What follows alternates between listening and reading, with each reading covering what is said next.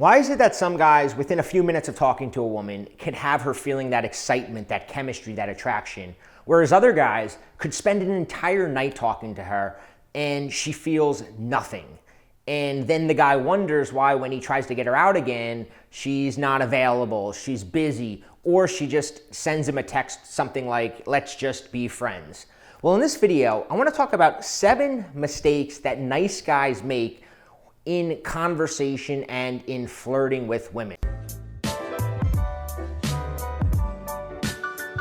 Hi, I'm Bobby Rio. So I had the unfortunate circumstance of being both a nice guy and an introvert, which means that not only did conversation not come naturally to me, but when I did actually have conversation, when I did get the courage to go up and talk to women, I veered into the nice guy realm where everything I said fell flat and I was never able to create that attraction. So over the years, I had spent a lot of time studying what was it that guys do, the guys that they walk into a place and they're out on a date and the girl always seems to be into the conversation, right? You can tell when a girl's into it because she's leaning in and she's laughing and she's touching you, versus the times where you go out and she's kind of talking, but there's just a disconnect there, right? You feel like she's almost just trying to get through it the way you get through when you're like out with an acquaintance that you don't really have a lot in common with, and you know the conversation is going to kind of suck, but you're there anyway. That's what most nice guys' conversations feel to a woman. And then the nice guy blames it on everything else when things go wrong, right? When he doesn't get a second date, he starts thinking that, oh, it's because she's into another guy, when really, if you had created that connection, that chemistry on the date, you wouldn't be experiencing that. So I want to talk about 7 nice guy flirting fails, 7 things that nice guys do that causes a woman to not want to be with them, not want to go home with them, not want to give them her number, and why they don't seem to be able to attract women the same way other guys do. So the first thing that nice guys are missing is intention. And this was a big mistake that I used to make. And what I mean by intention is actually they have no intention, right?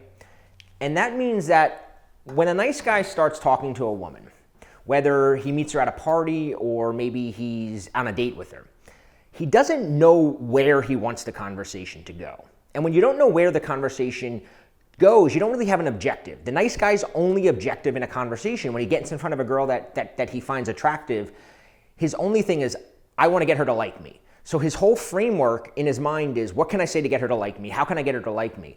And he doesn't have an idea, he doesn't have an intention of what that means, right? Whereas a guy who's good with women, if he goes to a party and he's talking to a woman that he's just meeting, his intention might be, all right, I'm going to get her number. So, or his intention might be, wow, I'm going to see if I can leave the party with her. And whatever his intention is, you can then plant seeds, right? So if your intention is to hang out with a girl again, you're going to plant seeds throughout the conversation to bring that back. If your intention is, let's say, to invite her back to your place, well, maybe you're going to plant seeds about the cool dog that you have back at your house and how she has to meet your dog. Or you're going to plant seeds about your wine collection and how she's gotta taste this new wine you just got, right? Because you have an intention. Now you have a direction, right? Anytime you get in a conversation, you want to look at it like point A to point B. And what is the destination I want to get to? And nice guys, like I said, their only destination in their mind is, I want this girl to like me. And they start spinning their wheels, right? Because first off, as you're going to see with the other mistakes, everything they do actually causes the girl to not like them. But even so, even if she does start liking them, and this happens a lot, it used to happen to me all the time, and if you're a nice guy, maybe you've experienced it, where the conversation does start off pretty good and you sense some chemistry, but then it kind of fizzles out and eventually she walks away and you're like, what happened? Well, the reality is you didn't have it, you weren't leading it anywhere, and you need to be thinking, where am I leading this? Am I leading it to get her phone number? Am I leading it to invite her back? Am I leading it to try to kiss her in a little bit? Like, where are you leading it? You've got to have that in your mind. The next mistake that nice guys make is qualifying themselves, right? Qualifying themselves. And I talked about in other videos that you actually want to be the one qualifying a woman. But what happens with a nice guy is because he subconsciously, especially when he's with a woman that he finds really attractive or he really likes, he subconsciously thinks that he's below her. He thinks he's lucky to be with her. And now he thinks he's got to try to say things to impress her. And instead of qualifying her, like I said, which I explained in several of my other videos, he begins qualifying himself. An example of this would be maybe she brings up how she recently got back from a vacation to Mexico. And she's like, oh, I was in Cancun last week and we had such a good time. In his mind, he's going to go, oh, she went to Cancun. How can where have I been recently that I can tell her and make myself sound important and cool too? So he's immediately going to go, oh, well, yeah, I was in California last week and I did this and this and this. And she can sense what you're doing, that you're trying to qualify yourself. But the bigger issue is that you're missing an opportunity to qualify her and say, oh, tell me a little bit about Mexico. What made you go down there? And, oh, I went down there to party. Oh, yeah, what do you like? You're missing that because you're so focused on what can I say to make her think I'm important or cool. You're not giving her a chance to work to impress you.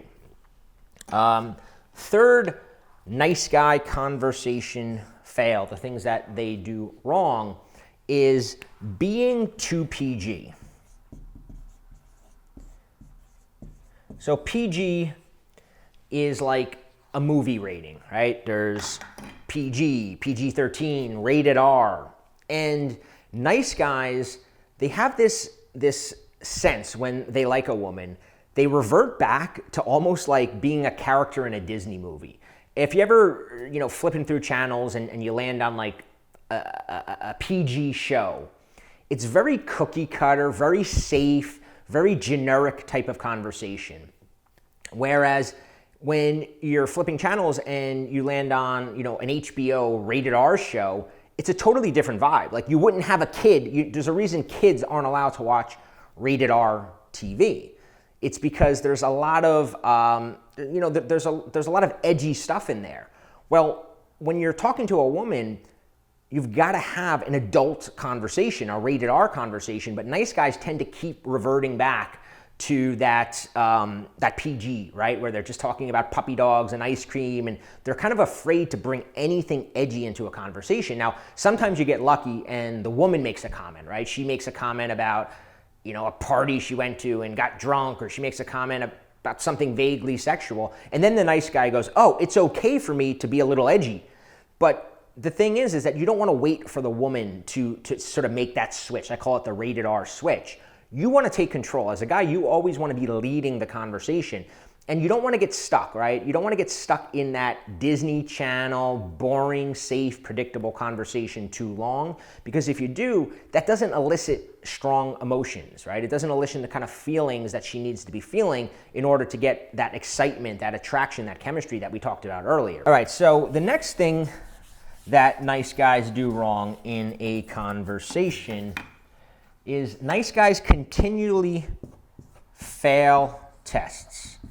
Now, I've talked about tests in some of my other videos, but a test is really a woman's way of figuring out, is this guy for real? Is he really a cool guy, or is he just pretending to be cool? Does he really get girls, and is he really experienced, or am I falling for like a guy who's kind of a loser, right? Because a lot of times they don't know. Women aren't really sure. They look for clues. We always talk about that, right? They kind of judge, is this guy a guy other women want? So that's one of the things they look for. But when they're still not sure, and this is very subconscious, they start saying things and subconsciously seeing how you react to them. So examples of tests could be when a woman makes sort of a subtle insult to you. Maybe she'll say something like, oh yeah, I don't know why guys, like if you're wearing a hat, I don't really like guys that wear hats. Or they'll make a comment sometimes, they'll say something like, I'm not going home with you, right? If you're talking to her and like she senses you're getting eager, she might go, I'm not going home with you tonight.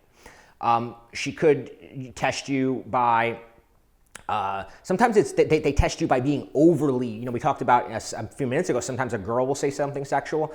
Sometimes she'll start being overly sexual to see if you jump on it in like the wrong way and you kind of take the bait and you get all creepy on her. So they're doing these things that try to get a reaction out of you. And in order to pass a test, you really have to be what I call non-reactive, where you kind of, there's different formulas that we teach for handling them. And I'm actually doing a class with John Sin. There's a link where you can register, a completely free class. And John gives out his formula for handling these. But the idea behind them is to let the woman see that these tests roll off of you. So if she says to you, you know, I'm not going to sleep with you, you don't want to automatically start going, oh no, I was like, no, I'm just talking and I wasn't even thinking about it, right? Because then again, you're qualifying, you're explaining, you're like, she sees that she totally threw you off your game and that's not attractive. The guy who kind of goes, come on, shut up, like, and just doesn't even acknowledge these tests, that's the one who's cool in the face of adversity, right? And that's sort of an attractive quality. So nice guys continually fail tests. The fifth mistake that nice guys make is they don't break rapport. What do I mean by that? So rapport is cool. Rapport is something that you're looking for early on in a conversation. That's when you start talking and you're vibing, right? You're talking. We talked about travel before. Oh, I went here. Oh, yeah, I went to this place and that's cool. Oh, did you ever do this? And she's like, oh, yeah, I did that. And you can sense that you have this rapport. We've all been there. Could be with friends. It could be with girls where you're just in that vibe, right? The problem with nice guys is when they get there, they're scared to break it. They're scared to end it. And the problem with that is that if you stay in rapport, you never actually transition. We talked about having an intention, and a lot of conversation is about knowing how am I moving this to where I want to go. And if your objective on a date or when you're meeting a woman is to get her attracted to you, to have her physically attracted to you, and to bring things to that intimate level, you can't just stay in that fun, vibey conversation all night. At some point, you've got to end that, right? So maybe if, a simple way to do that is if you're talking to her and you're both kind of talking about something, you might want to say something like, oh, you like that too? You are either the coolest girl in the entire world or you're a complete weirdo. And you kind of say it where she doesn't, like, it's something a little impudent, a little cheeky, a little off kilter, right? You want her going like, oh, okay, like, ooh, like not mean, but you want to kind of end that rapport and start slowing things down, right? A conversation has an intention. And at some point, if you've got to start moving it along, and breaking rapport is a critical aspect of this. So the next conversation mistake is confusing complimenting with flirting. So when I work with guys, and they're telling me how they had a date with a girl and they wound up in the friend zone with her. And I'll say to them, well, what was the vibe like? Were you flirting with her? And they'll be like, oh yeah, I told her she had really nice eyes. And at one point, like I told her that I really liked her perfume. And I said to them, well, that's complimenting. Complimenting is not the same thing as flirting. Flirting is tension and release. Flirting is when you sort of tease a girl and then you kind of create this vibe and then you're like, oh, let me see your mad face. That's flirting. Complimenting is when you're just, oh yeah, you're really pretty. Oh, you have really nice eyes. Like, that's not flirting because there's no tension and release. Pushing and pulling is flirting. When you say something like, oh, you're the best, get away from me. Like, she knows. It's sort of a secret language. And nice guys, they don't really pick up on this naturally. I know I didn't. I would watch guys flirting with girls and I wouldn't understand. I would see that the girl was getting attracted to them, but I wouldn't understand why. I was like, why is what he doing working? Whereas like, because as a nice guy, we're conditioned to think like, you got to be nice and you got to tell her that you like her and you got to compliment her eyes. And then you'd watch some other guy and he'd be out at a party and he'd be just busting on her and laughing at her. And And she's like all over him. And what I realized was that's the secret language that women speak. And you got to be able to speak that language. You can't think, well, I told her during the course of a conversation that she had a really nice ring on and, that I thought she was funny. Well, that's complimenting. That's not flirting. So the next one that I want to talk about, and this one in a lot of ways is the most important, is nice guys have no bits. Okay? Bits. If you watch a guy, and I used to have several friends that were naturals, right? The guys that, like I said, they're very quickly had women attracted to them. And something that I missed for a really long time, something that I actually thought was a negative of them, is that I would see them out and they'd be talking to a girl and they'd go into some story. And I'd be like, man, he was telling that story to the last girl that he talked to. I'm like, that's so lame. He can't think of anything else to say. Like, and I'm criticizing it, never realizing that it's a bit. That he knows, you kind of learn what works. We talk about a conversation, it's got point A, point B, point C, point D, right? If you're going from, hey, I'm just starting a conversation to the end goal that you have in mind, well, there's certain things that work to keep moving that along. And when you figure out things that work, you want to keep using them. So John Sin, for example, he teaches something called the Strawberry Fields routine. And it's a game that he plays with girls where it's kind of a cold reading game. And he told me one time, he's like, I've literally used this thing on 100 dates and every single time it worked. So I started teaching it to my clients and they started using it and they started getting the same sort of results, because what it does is at some point you need to change the frame. The story, Strawberry Fields, it creates a frame, right? This one is designed to create a more sensual, more intimate frame.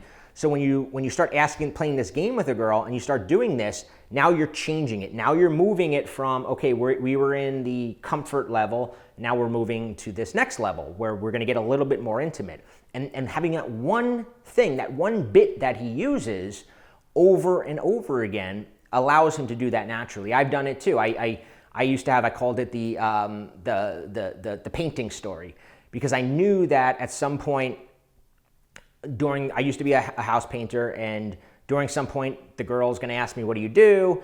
And I knew over and over again that would come up, and I never had a good answer for it. I'm like, oh, I paint, and I don't really like it. So I knew, okay, I'm gonna get that question, and I gotta get away from that because that's gonna kill the momentum of the conversation. So there was this time that I had found a bag of sex toys in this old woman's closet as I was painting them. The bag fell. The woman walks in the door as I'm like putting them back in the bag. And, so what I did was I started using that story because it accomplished a few things, right? One, it got the attention off of my job because I didn't want to be talking about a job that I didn't like.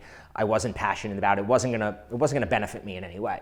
But it also then brought in a little humor, right? Because I'm telling the story of me getting caught putting the toys back in the thing and the old ladies there watching me. But then it allows me to sort of transition and go, what about you? What would I find in your closet? I bet you I would find some freaky stuff in your closet. And now I've started moving it, right? Having bits like that available is something that is very, very, very important. And most nice guys, they don't think of it. They go into every conversation like it's a completely new conversation. But the guys that are really good at this, they've got these bits ready. So we talked about things like not having an attention. We talked about qualifying yourself instead of getting her to qualify herself to you. We talked about being too PG. We talked about failing tests. We talked about that moment where you have to break that rapport that the two of you have so you can transition to the next phase of the conversation. We talked about confusing flirting with complimenting, and we also talked about this idea that you gotta have bits ready. You've gotta have things to say ready. Well, my friend John Sin, who I learned a lot from over the years, he's one of those guys who's just, not only is he natural, because there's a lot of guys that are naturally good at talking, but John is not a natural, but he has the rare ability to actually break down what he's doing and going, because most naturals are like, oh, you just talk to her, it's easy. Well, John's like, okay, no, this is what I'm doing. And he explains it really well. And what he found was that there's 4 phases of a conversation. There's 4 specific phases, and you've got to have material for each phase. And you got to be able to judge, okay, I'm in phase 1. All right, when I get to this thing, I got to transition it to phase 2. Then I got to transition it to phase 3. Then I got to transition it to phase 4. So what we're doing is we're putting on a completely free class where we're going to teach you all 4 of the phases, but more importantly, how to begin developing bits, material for each of the 4 phases, because that's what's critical. That's what's having that intention. That's why nice guys go out on a date and the date ends with, a hug and a handshake and you're really nice, but I'd rather just be friends. So this class, you can click a link below. We're holding it, and it's about an hour, a little over an hour long, but we're gonna go really deep into creating, we call it a stack, right? A stack of material, stack of conversation material that you can begin to put together where you're like, all right, I just met her. What are the things I should be talking about in that phase? The beginning of a date, the beginning of a conversation. Okay, we've gotten here, I'm getting these signals, it's time to then move. What should I be talking about during this phase? Okay, we're gonna move again. What should I be talking about? You've always gotta have this in mind, and we're gonna help you craft the material for each section. The class is completely free. You can click a link below, you can register, and I hope to see you on the class, because if you're like I was, a nice guy, or even worse, an introverted nice guy, I really think you're gonna find a lot of value in this class. So leave a comment below and let us know anything you want us to cover on the class that I might not have mentioned already.